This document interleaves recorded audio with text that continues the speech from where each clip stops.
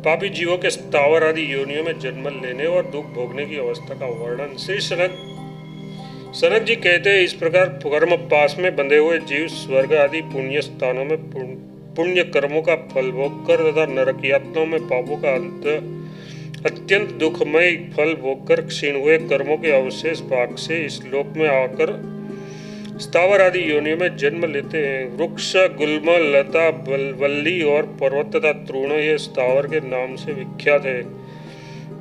स्थावर जीव महामोह से अच्छन्न होते हैं। स्थावर योनियों में उनकी स्थिति इस प्रकार होती है, पहले वे बीज रूप से पृथ्वी में बोए जाते हैं, फिर जीव जल से सिंचन के पश्चात मूल भाव को प्राप्त होते हैं। उस मूल से अंकुर की उत्पत्ति होती है। अंकुर से पत्ते, तने और पतली डाली आदि प्रकट होते हैं। उन शाखाओं से कलियां और कलियों से फूल प्रकट होते हैं। उन फूलों से वे धान्य वृक्ष फलवान होते हैं। स्थावर योनि में जो बड़े बड़े वृक्ष होते हैं वे भी दीर्घकाल तक काटने, दावानल में जलने तथा सर्दी गर्मी लगने आदि की महान दुख का अनुभव करके मर जाते हैं।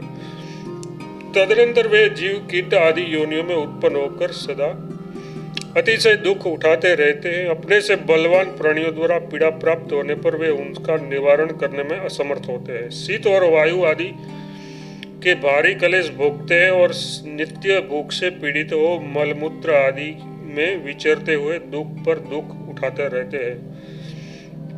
तदनंतर इसी क्रम से पशु योनि में आकर अपने से बलवान पशुओं की बाधा से भयभीत रहते हुए वे जीव अकारण ही भारी उद्वेग से कष्ट पाते रहते हैं। उन्हें हवा, पानी आदि का महान कष्ट सहन करना पड़ता है। पक्षी की योनि में भी वे कभी वायु पीकर रहते हैं और कभी मांस तथा अपवित्र वस्तुएं खाते हैं। ग्रामीण पशुओं की योनि में आने पर भी उन्हें कभी भार ढोने, रस्सी आदि से बांधे जाने, डंडों से पीटे जाने तथा हल आदि धारण करने के समस्त दुख भोगने पड़ते हैं। इस प्रकार बहुत सी योनियों में क्रमशः भ्रमण करके वे जीव जन्म मृत्यु पाते हैं। कोई पुण्य विशेष के कारण बिना क्रम से भी शीघ्र मनुष्य योनि प्राप्त कर लेते हैं। मनुष्य जन्म पाकर भी नीच जातियों में नीच पुरुषों की टहल बजाने वाले, दरिद्र, अंगहीन तथा अधिक अंग वाले इत्यादि होकर वे कष्ट और अपमान उठाते हैं तथा अत्यंत दुख से पूर्ण ज्वर, ताप, शीत, गुल्म रोग, पाद रोग, नेत्र रोग, सिर दर्द, गर्भ वेदना तथा पसली में दर्द होने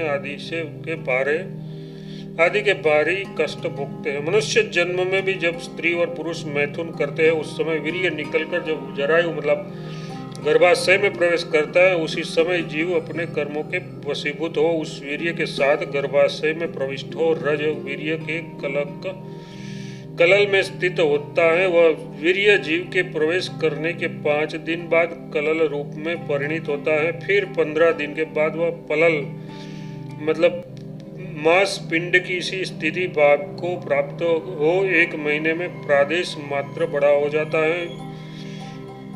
तब से लेकर पूर्ण चेतना का अभाव होने पर भी माता के उदर में दुस्सह, ताप और क्लेश होने से वह एक स्थान पर स्थित न रह सकने के कारण वायु की प्रेरणा से इधर उधर भ्रमण करता है।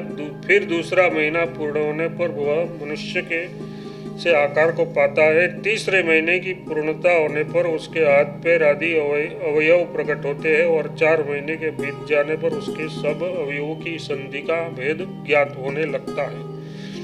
5 महीने पर अंगुलियों में नख प्रकट होते हैं। 6 मास पूरे हो जाने पर उन नखों की संधि स्पष्ट हो जाती है। उसकी नाभि में जो नाल होती है उसके द्वारा अन्न का रस पाकर वह पुष्ट होता है। उसके सारे अंग अपवित्र मलमूत्र आदि से भीगे रहते हैं। जरायु में उसका शरीर बंधा होता है और वह माता के रक्त, हड्डी, कीड़े, वसा, मज्जा, स्नायु और केश आदि से दूषित तथा द्रोणित शरीर में निवास करता है। माता के खाए हुए कड़वे, खट्टे, नमकीन तथा अधिक गर्म भोजन से वह अत्यंत दग्ध होता रहता है। इस दुर्वस्था में अपने आप को देखकर वह देहधारी जीव पूर्व जन्मों की स्मृति के अभाव से पहले के अनुभव किए हुए नरक के दुखों को भी स्मरण करता है और आंतरिक दुखों से अधिकाधिक जलने लगता है। ओह, मैं बड़ा पापी हूँ। काम से अंधा होने के कारण पराई स्त्रियों को हरक कर उसके साथ संभोग करके मैंने बड़े बड़े पाप किए हैं। उन पापों से अकेला मैं ही ऐसे ऐसे नरक का कष्ट भोगता रहा।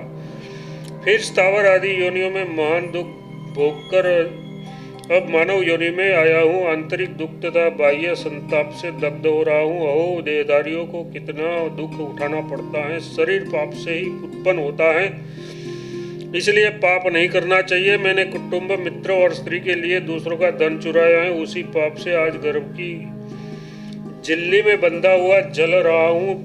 पूर्व जन्म में दूसरे का धन देखकर ईर्षावश जला रहा था। ईर्षावश जला करता था, इसलिए मैं पापी जीव इस समय भी गर्भ की आग से निरंतर दग्ध हो रहा हूँ। मन, वाणी और शरीर से मैंने दूसरों को बहुत पीड़ा दी थी। उस पाप से आज मैं अकेला ही अत्यंत दुखी होकर जल रहा हूँ। इस प्रकार वह गर्भस्थ जीव नाना प्रकार से विलाप करके स्वयं ही अपने आप को इस प्रकार आश्वासन देता है। अब मैं जन्म लेने के बाद सत्संग तथा भगवान विष्णु की कथा का श्रवण करके विशुद्ध चित्त को सत्कर्मों का अनुष्ठान करूंगा और संपूर्ण जगत के अंतरात्मा तथा अपनी शक्ति के प्रभाव से अखिल विश्व की सृष्टि करने वाले सत्य ज्ञानानंद स्वरूप लक्ष्मीपति भगवान नारायण के उन युगल चरणार बिंदों का भक्तिपूर्वक पूजन करूंगा, जिनकी समस्त देवता, असुर, यक्ष, गंधर्व, राक्षस, नाग, मुनि तथा किन्नर समुदाय आराधना करते रहते हैं। भगवान के वे चरण दुस्सह संसार बंधन के मूलोच्छेदन के हेतु हैं। वेदों के रहस्यभूत उपनिषदों द्वारा उनकी महिमा का स्पष्ट ज्ञान होता है। वे ही संपूर्ण जगत के आश्रय हैं। मैं उन्हीं भगवत चरणारविंदों को अपने हृदय में रखकर अत्यंत दुख से भरे हुए संसार को लांघ जाऊंगा। इस प्रकार वह मन में भावना करता है। नारद जी, जब माता के प्रसव का समय आता है, उस समय वह गर्भस्थ जीव वायु से अत्यंत पीड़ित हो माता को भी दुख देता हुआ गर्भपाश से बंधकर जबरदस्ती योनि मार्ग से निकलता है। निकलते समय संपूर्ण नरक यातनाओं का भोग उसे एक ही साथ भोगना पड़ता है। बाहर की वायु का स्पर्श होते ही उसकी स्मरण शक्ति नष्ट हो जाती है। फिर वह जीव बालावस्था को प्राप्त होता है। उसमें भी अपने ही मल मूत्र में उसका शरीर लिपटा रहता है। आध्यात्मिक आदि त्रिविध दुखों से पीड़ित होकर भी वह कुछ नहीं बता सकता। उसके रोने पर लोग ये समझते हैं कि ये भूख प्यास से कष्ट पा रहा है, इसे दूध आदि देना चाहिए, और इसी मान्यता के अनुसार वे लोग प्रयत्न करते हैं। इस प्रकार वह अनेक प्रकार के शारीरिक कष्ट भोगना अनुभव करता है। मच्छरों और खटमलों के काट लेने पर वह उन्हें हटाने में असमर्थ होता है। शैशव से बालावस्था में पहुंचकर वह माता पिता और गुरु की डांट सुनता और चपत रखता है। वह बहुत से निरर्थक कार्यों में लगा रहता है। उन कार्यों के सफल न होने पर वह मानसिक कष्ट पाता है। इस प्रकार बाल्य जीवन में अनेक प्रकार के कष्टों का अनुभव करता है। तत्पश्चात तरुणावस्था में आने पर जीव धनोपार्जन करते हैं। कमाए हुए धन की रक्षा करने में लगे रहते हैं। उस धन के नष्ट या खर्च हो जाने पर अत्यंत दुखी होते हैं। माया से मोहित रहते हैं। उसका अंतःकरण काम क्रोध आदि से दूषित हो जाता है। वे सदा दूसरे के गुणों में भी दोष ही देखता रहता है। पराये धन और पराये स्त्री को हड़प लेने के प्रयत्न में लगे रहते हैं। पुत्र, मित्रों और स्त्री आदि के भरण पोषण के लिए क्या उपाय किया जाए। अब इस बड़े हुए कुटुंब का कैसे निर्वाह होगा। मेरे पास मूलधन नहीं है, अतः व्यापार नहीं हो सकता। इधर वर्षा भी नहीं हो रही है, अतः खेती से क्या आशा की जाए। मेरी घरवाली के बच्चे अभी बहुत छोटे हैं, अतः उनसे कामकाज में कोई मदद नहीं मिल सकती। इधर मैं भी रोगी हो चला और निर्धन ही रह गया। मेरे विचार न करने से खेती बाड़ी नष्ट हो गई।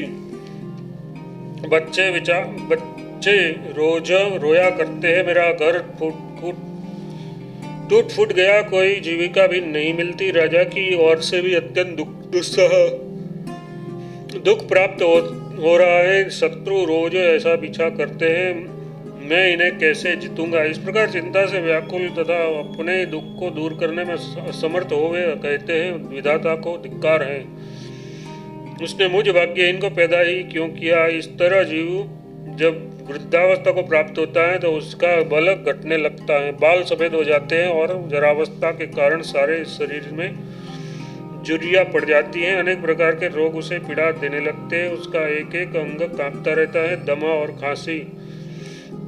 दमा और खांसी आदि से वह पीड़ित होता है। कीचड़ से मलिन हुए आंखें चंचल एवं कातर हो उठती हैं। कफ से कंठ भर जाता है। पुत्र और पत्नी आदि भी उसे ताड़ना करते हैं, मैं कब मर जाऊंगा। इस चिंता से वह व्याकुल हो उठता है और सोचने लगता है कि मेरे मर जाने के बाद यदि दूसरे ने मेरा धन हड़प लिया तो मेरे पुत्र आदि का जीवन निर्वाह कैसे होगा। इस प्रकार ममता और दुख में डूबा हुआ वह लंबी सांस खींचता है और अपनी आयु में किए हुए कर्मों को बार बार स्मरण करता है तथा क्षण क्षण में भूल जाता है। फिर जब मृत्यु काल निकट आता है तो वह रोग से पीड़ित हो आंतरिक संताप से व्याकुल हो जाता है। मेरे कमाए हुए धन आदि किसके अधिकारों में होंगे, इस चिंता में पड़कर उसकी आंखों में आंसू भर आते हैं। कंठ गुरगुराने लगता है और इस दशा में शरीर से प्राण निकल जाते हैं। फिर यमदूतों की डांट फटकार सुनता हुआ वह जीव पास में बंधकर पूर्ववत नरक आदि के कष्ट भोगता है। जिस प्रकार स्वर्ण आदि धातु तब तक आग में तपाई जाती है जब तक कि उनकी मैल नहीं जल जाती, उसी प्रकार सब जीवधारी कर्मों के क्षय होने तक अत्यंत कष्ट भोगते हैं। द्विजश्रेष्ठ, इसलिए संसार रूपी दावानल के ताप से संतप्त मनुष्य परम ज्ञान का अभ्यास करे, ज्ञान से वह मोक्ष प्राप्त कर लेता है। ज्ञान शून्य मनुष्य पशु कहे गए हैं।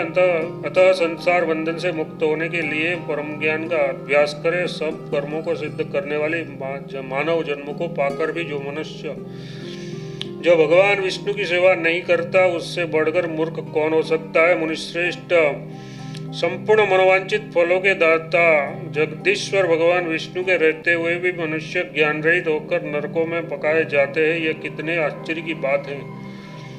जिससे मलमूत्र का स्तोत्र बहता रहता है, ऐसे इस क्षण भंगुर शरीर में अज्ञानी पुरुष महान मोह से आच्छादित होने के कारण नित्यता की भावना करते हैं। जो मनुष्य मांस तथा रक्त आदि से भरे हुए उस द्रुणित शरीर को पाकर संसार बंधन का नाश करने वाले भगवान विष्णु का भजन नहीं करता, वह अत्यंत पातकी है। ब्रह्मन मूर्खता या अज्ञान अत्यंत कष्टदायक है, महान दुख देने वाला है। परंतु भगवान के ध्यान में लगा हुआ चांडाल भी ज्ञान प्राप्त करके महान सुखी हो जाता है।